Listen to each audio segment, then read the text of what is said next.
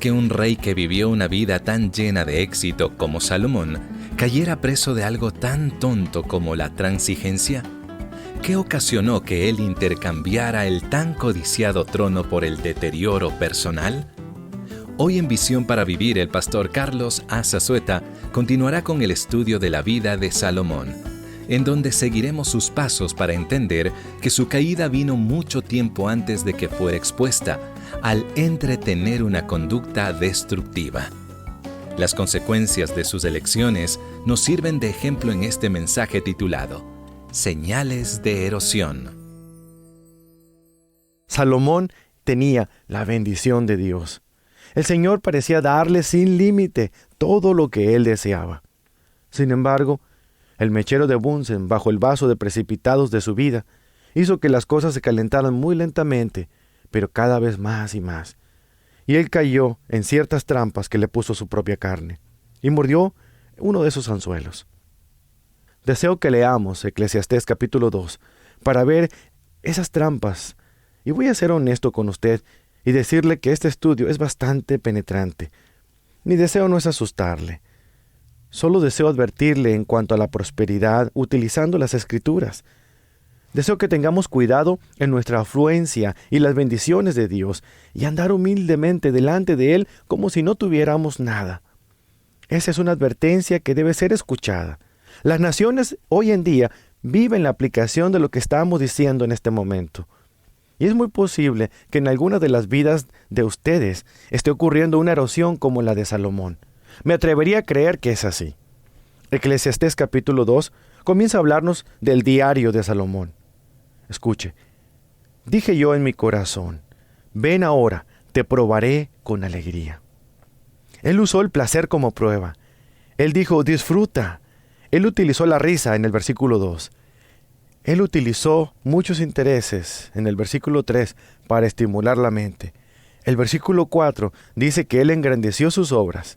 Él obtuvo más y más y más, hasta que finalmente, veamos en el versículo 9, dice, y fui engrandecido y aumentando más que todos los que fueron antes de mí en Jerusalén. Además de esto, conservé conmigo mi sabiduría. No negué a mis ojos ninguna cosa que desearan, ni aparté mi corazón de placer alguno, porque mi corazón gozó de todo mi trabajo, y esta fue parte de toda mi faena. La primera trampa aquí es la extravagancia. Esto fue casi un desperdicio inapropiado en el uso de sus dones y todas las riquezas que le fueron dadas. Vea el versículo 11. Miré yo luego todas las obras que habían hecho mis manos, y el trabajo que tomé para hacerlas. Y he aquí, todo era vanidad y aflicción de espíritu, y sin provecho debajo del sol. Yo sugeriría que él estaba en el pleno apogeo de su carrera, con tal vez unos 20 o 25 años de edad, ya en el trono. Y aquí todo era vanidad y aflicción de espíritu, y sin provecho debajo del sol. En la extravagancia de su tiempo, su dinero y sus recursos, él comenzó a experimentar un gran vacío interior. La segunda trampa en la cual él cayó fue el aburrimiento. Observa el versículo 16. Porque ni del sabio ni del necio habrá memoria para siempre, pues en los días venideros ya todo será olvidado, y también morirá el sabio como el necio. Observe ahora el aburrimiento en el versículo 17. Aborrecí por tanto la vida, porque la obra que se hace debajo del sol me era fastidiosa, por cuanto todo es vanidad y aflicción de espíritu. En los versículos del 9 al 11, él dice, nada me satisface ya. En los versículos 16 al 19, él dice, nada me estimula ya. No siento ánimo por la vida. No me motiva el levantarme en la mañana. Y veo la vida como una plaga al vivir durante el día. Este es el hombre que, como acabamos de ver, tenía la bendición de Dios y todos esos logros increíbles. Pero su vida estaba vacía. Su problema era el no tener más mundos que conquistar. La tercera trampa es la desilusión. Esto es algo que finalmente ocurre. Observa el versículo 20. Volvió, por tanto, a desesperanzarse mi corazón acerca de todo el trabajo. ¿Escuchó eso? Volvió, por tanto, a desesperanzarse mi corazón acerca de todo el trabajo en que me afané y en que había ocupado debajo del sol mi sabiduría. Ahora el versículo 22. Porque, ¿qué tiene el hombre de todo su trabajo y de la fatiga de su corazón, con que se afana debajo del sol? Porque todos sus días no son sino dolores, y sus trabajos molestias. Aún de noche su corazón no reposa. Eso también es vanidad. ¿Ha tenido usted días así? Con seguridad los ha tenido. Gracias a Dios que no son tan seguido, pero sí ocurren. Este hombre vivía en la desilusión de sus actividades y sus logros. Quiero que usted se detenga y piense en cuanto a su vida por un momento. Hágase esta pregunta. En su búsqueda, ¿dónde ha dejado usted a su familia? ¿Dónde ha quedado el Señor? ¿Dónde están los valores de la vida? ¿A dónde le están guiando? Estas son tentaciones increíbles para adquirir el mensaje del mundo. Me encontré un anuncio en un periódico que me resultó interesante. Estaba la foto de un anillo con un rubí grandísimo, vendido en una joyería de esas que son para personas con mucho dinero. Escuché lo que dice. Un rubí de tamaño excepcional, 17 quilates, brillo y claridad, de nuestra colección de anillos con piedras raras e importantes, a tan solo $297,000. Hay que ser muy atrevido para poner un anuncio de esta clase, ¿no cree? ¿Puede imaginárselo? Ahora piense en la persona que lo llegara a comprar. Se lo llevaría a su casa, se lo pondría y luego ya no encontraría más satisfacción en este anillo que le ha costado más de $250,000. Porque las cosas materiales no traen satisfacción completa. ¿Cuándo vamos a aprender esto? Estamos en una búsqueda para obtener cosas que nunca nos van a satisfacer por completo. Pero yo creo que si Salomón pudiera regresar, si de alguna manera él pudiera venir del más allá y estaría aquí con nosotros, yo creo que este sería su mensaje. Y al repasar la vida de Salomón encuentro 4 áreas específicas de erosión. Voy a hablar de ellas brevemente y dejarlas ahí inconclusas, pero quiero que piense en ellas. Vea su vida en erosión. Volvamos al primer libro de Reyes, capítulo 3.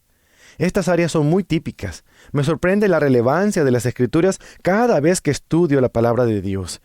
Quiero que usted sienta cómo va aumentando la temperatura en ese mechero, bajo el vaso de precipitados de su propia vida. Sienta el calor a medida que avanzamos. Capítulo 3, versículo 1. Algunos eruditos dicen que este versículo está fuera de orden cronológico. El escritor lo puso allí y debió haberlo puesto más adelante, según ellos. Pero yo creo que eso no es verdad. Yo creo que encaja perfectamente bien aquí, fuera de contexto, como algo que vino de la vida de Salomón. Todo continuó marchando después de esto. Está escrito aquí con un propósito. Aquí tenemos la historia de la vida de Salomón, la historia del comienzo de su administración. Tenemos este detalle acá y luego la historia de su administración continúa adelante. Así de insignificante es. Así es la erosión. Escuche, capítulo 3, versículo 1. Salomón hizo parentesco con Faraón, rey de Egipto, pues tomó la hija de Faraón y la trajo a la ciudad de David, entre tanto que acababa de edificar su casa, y la casa de Jehová, y los muros de Jerusalén alrededor. La primera área de erosión fue hacer una alianza poco sabia con los incrédulos. Salomón, ¿por qué haces eso? Hombre, no es nada importante, solo estoy suavizándolos un poco. Estoy desarrollando un plan diplomático para ganar el corazón de los egipcios. Ellos han sido un problema por tanto tiempo. Ellos les dieron problemas a mi padre. Esta es la forma en que puedo manejar eso. Haré una alianza con ellos y así los calmaré un poco. Me voy a casar con su hija. No es nada importante, hombre. Después de todo, mi papá lo hizo también. Con seguridad todo esto estaba en su mente. Su papá lo hizo y no sufrió consecuencias. Ustedes que son padres, ¿no creen que sus hijos los están observando? Parece algo tan insignificante. El casarse con la hija del faraón no es gran cosa. Podemos añadir un poco más de clase a este lugar. Además, ella se tiene que adaptar. No, ella no se va a adaptar. Ella no es salva. ¿Qué estás haciendo enredando todo esto? ¿Qué estás haciendo entrando y haciendo una alianza con incrédulos cuando sabes que la Biblia que tienes en tu mano, Salomón, está repleta de advertencias? No te mezcles, no hagas ningún tipo de alianza así. Parece insignificante. Y a decir verdad, todo el mundo lo estaba haciendo. Todos los reyes tenían su harén. Pero, como un grano de arena en el motor, tarde o temprano, esto causaría problemas. Así son las alianzas con los incrédulos. ¿Le suena esto familiar a usted? ¿Qué está usted haciendo aliándose con incrédulos de manera permanente si usted dice que anda con Cristo en pureza? ¿Por qué mantiene una relación poco sensata con incrédulos? ¿Por qué? Eso borra lo que le hace a usted distinto del resto del mundo. No cabe duda que esto produce bastante convicción de pecado, ¿no es cierto? Sigamos adelante. Veamos el versículo número 2. Hasta entonces el pueblo sacrificaba en los lugares altos, porque no había casa edificada al nombre de Jehová hasta aquellos tiempos. Después de todo, hay pequeños templos en los lugares altos, y podemos adorar a Dios allí, y ellos pueden también adorar a sus dioses. Es más conveniente que ir a ese tabernáculo que queda tan lejos, y además es difícil de llegar ahí. Observemos el versículo 3. Mas Salomón amó a Jehová, andando en los estatutos de su padre David. Solamente sacrificaba y quemaba incienso en los lugares altos. ¿Por qué haces eso? No cabe duda, el mechero de Bunsen sube la temperatura un poco más. En segundo lugar, una involucración no santa con la idolatría. Muy bien, yo estoy llamando esto por su nombre, pero él nunca lo hubiera llamado así. Si yo hubiera sido un profeta en esos días, él me hubiera quitado de mi púlpito, porque uno no debe decir esas cosas en cuanto al rey. Después de todo el mundo lo estaba haciendo. Él simplemente lo estaba continuando. Él amaba al Señor. El versículo 3 verifica eso. Ellos pueden adorar a quien ellos quieran. Yo voy a quemar un poquito de incienso y traer un poquito de sacrificio a este lugar alto, nomás para calmarlos. Pero tú sabes que mi corazón está con el Señor Dios. ¿Será eso cierto? Esto me recuerda cómo muchas veces cristianos tratan de convivir con incrédulos de tal manera que dicen, no tiene nada de malo ir a ese lugar. Al final de cuentas, Dios está en mi corazón. Es para que no me critiquen y para poder llegar. Bueno, si usted es fuerte espiritualmente, si usted los va a contagiar a ellos con el Evangelio de Dios, a lo mejor esto puede ser cierto. Lo malo es que muchos de los casos son ustedes, creyentes, los que son contagiados por aquellos que son incrédulos. En fin, volvamos a este punto. Hace algunas semanas pasé una hora hablando con un hombre que estaba quebrantado. Todo comenzó tan inocentemente en su vida.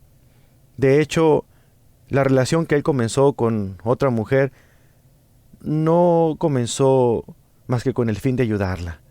Él estaba sentado en la mesa frente a mí sin palabras debido a que se sentía humillado, tratando de rehacer su vida con su esposa y con su familia. Gracias a Dios, ella lo había perdonado, pero él sentía pena, sentía vergüenza, temiendo cada día que todo esto pudiera salirse fuera de control.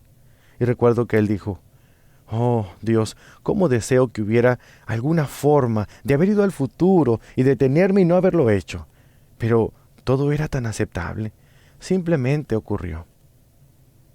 Eso hace la erosión. Él no se levantó un día e hizo planes para llegar a ser un adúltero. Él es un hombre de Dios, o por lo menos desea serlo. Un pequeño grano de arena, un poquito de interés más allá de la consejería, más allá de ministrar, y cayó.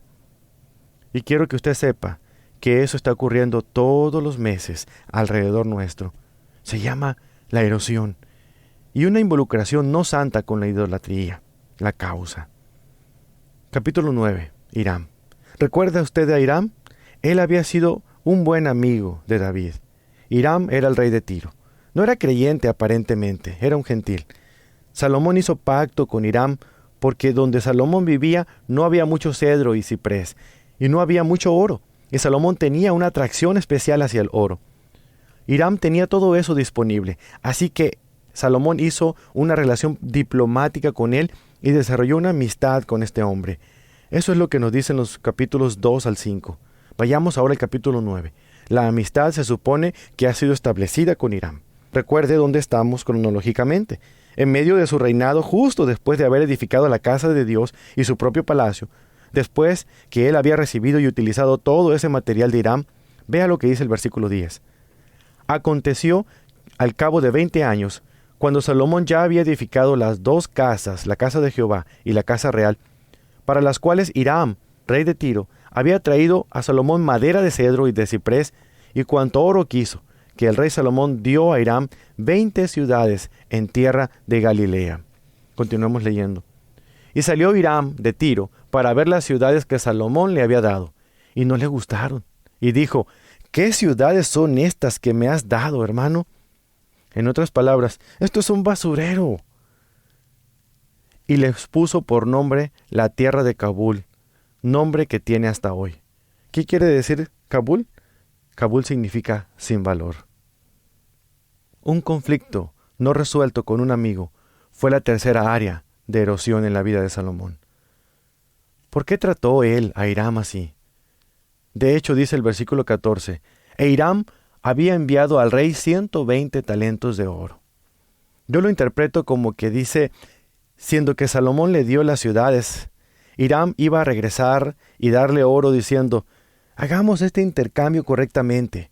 Yo quiero darte esto. Toma de vuelta las ciudades, vamos a hacer que esto funcione. ¿Sabe qué pasó? Salomón nunca respondió. Él cambió al trabajo forzado. En el versículo 15 en adelante lo encontramos. Él estaba en esa búsqueda. Dijo, no hay nada de qué preocuparse por pequeños conflictos aquí con un hombre como él. Cuando yo voy en camino a la gloria, esas cosas se resuelven por sí solas. No se resuelven por sí solas. Debemos tratar con ellas.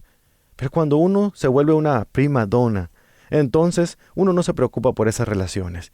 Y uno ofende a otros. Y no le importa. Hiere a uno a los demás. Y les pasa por encima si es necesario. Eso es la erosión. A este punto, Salomón tiene sus propias creencias. Es decir, después de todo, cuando uno tiene a la hija de Faraón y está adorando en un altar pagano, ¿qué importancia tiene una pequeña relación con Hiram?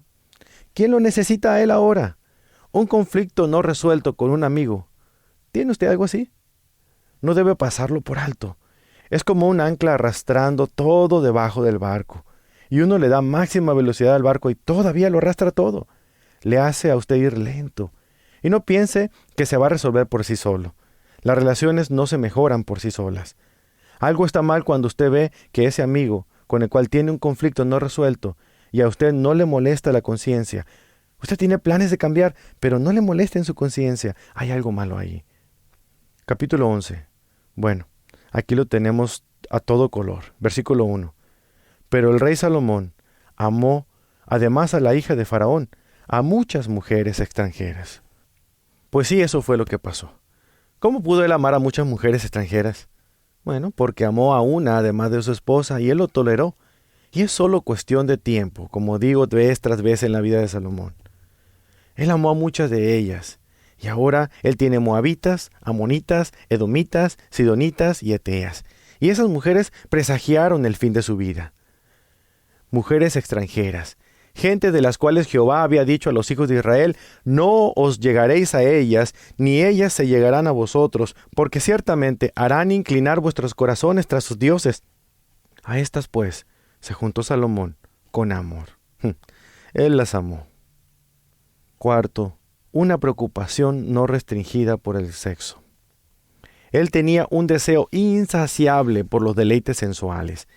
Si usted se toma el tiempo para estudiar a estos pueblos y sus prácticas sexuales, descubrirá las desviaciones que todavía plagan las páginas de la pornografía. Él profundizó en cada una de esas prácticas. Las personas más vacías que jamás he conocido son aquellas que están habitualmente preocupadas por el sexo. Nunca están satisfechas. Ese acto hermoso y maravilloso, esa gran creación de Dios que le dio a las parejas casadas como el deleite íntimo máximo, en la belleza de esa pureza, el hombre lo ha vuelto excremento.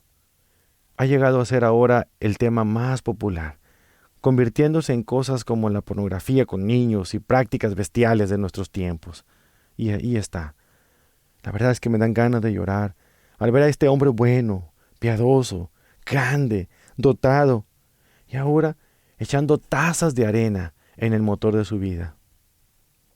Al tratar de llegar a la conclusión de por qué Salomón hizo esto, encuentro dos razones muy reales que fungen como advertencias para nosotros.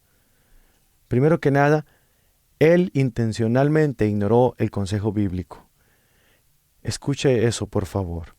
Él intencionalmente ignoró el consejo de las Escrituras. Él conocía suficientemente las Escrituras como para decir, no hagas eso. Escrituras que había venido de los labios de la vida de su padre piadoso, no perfecto, pero piadoso. De hecho, el versículo 6 nos lo dice. E hizo Salomón lo malo ante los ojos de Jehová, y no siguió cumplidamente a Jehová como David su padre. Él intencionalmente ignoró el consejo bíblico.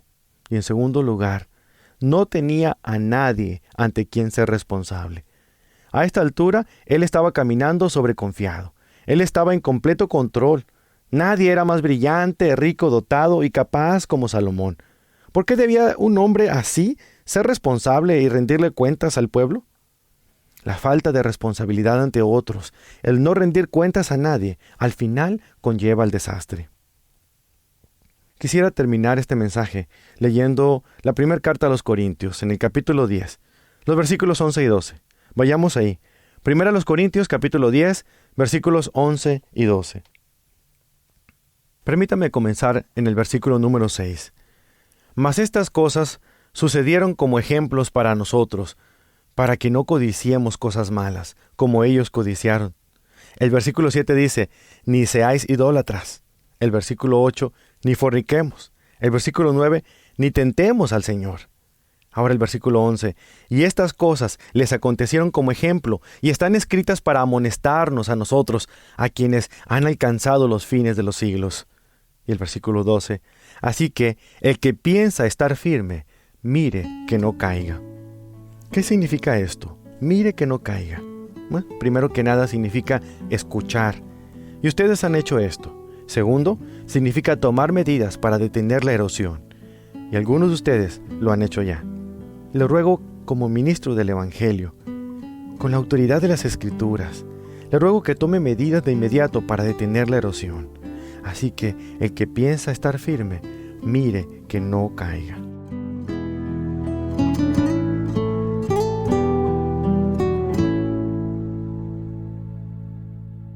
Señales de erosión es el título del mensaje que el pastor Carlos A. Zazueta compartió aquí en Visión para Vivir, y es parte de la serie de Salomón.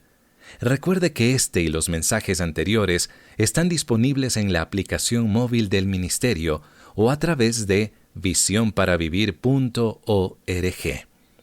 Permanezca con nosotros unos minutos más, pues el pastor Carlos concluirá este programa en breve.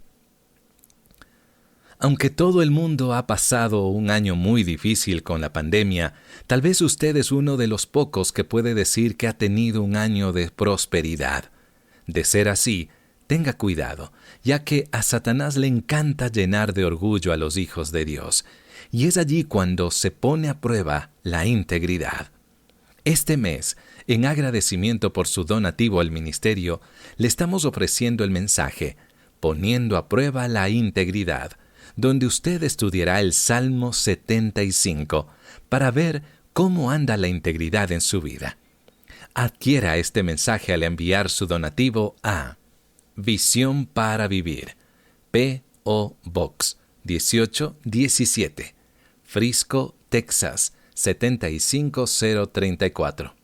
O si desea hablar con una de nuestras representantes, llámenos al 469-535-8433 y con mucho gusto le ayudaremos con su donativo y adquirir este impactante mensaje. Si tiene acceso a la Internet y desea donar en línea, le invito a visitar nuestra página de Internet, visionparavivir.org, o también puede donar y adquirir el mensaje usando la aplicación móvil del ministerio. Y ahora, para concluir este mensaje, aquí está nuevamente el pastor Carlos. Por favor, si le es posible, me gustaría que inclinara su rostro y cerrara sus ojos, y haga conmigo esta oración a nuestro Dios y a nuestro Padre. Padre, estas palabras que hemos escuchado sobre la vida de Salomón son muy fuertes para nosotros. Ellas penetran profundamente en nuestro entendimiento. Te pido que como resultado de obedecer lo que tú has dicho y declarado en tu palabra en este momento, hagas una obra de purificación en cualquier área en nuestras vidas en la que estamos comprometiendo y cediendo al enemigo nuestra fe. Y que tu obra sea radical donde sea necesario, pero a la vez ten compasión. A medida que tú, en tu misericordia, nos permitas enfrentar la verdad de nuestras vidas, ayúdanos a ser muy específicos en este día. Señor, hemos conducido nuestras vidas a la superficie resbaladiza de la licencia, el desenfreno, el orgullo y el paganismo, muchas veces más de lo que deseamos recordar. Necesitamos tu perdón, Señor. Necesitamos de tu gracia y clamamos por las dos en este momento. Gracias por la sangre maravillosa de Cristo, que continúa limpiándonos todavía. Gracias por las decisiones tomadas en este momento al pie de la cruz, al haber visto esta vida de Salomón y toda la belleza erosionándose por el pecado de la carne. Esas pequeñas cosas que erosionan y finalmente consumen la vida completa. Padre, inspecciónanos. Hazlo en este momento. Haya esas áreas que no debemos hacer que forman parte de nuestro andar contigo. Y con tu poder y con tu misericordia, haz que se detengan, te lo pedimos, Padre. Te pido, Padre, por este rebaño que te escucha y por mi propia vida también, para que nos libres de la tentación y nos guardes del mal. Oramos todo esto en el nombre de Jesucristo, tu Hijo amado. Amén. Acompáñenos la próxima semana para continuar con el estudio de la vida del rey Salomón, aquí en Visión para Vivir. Que Dios le bendiga.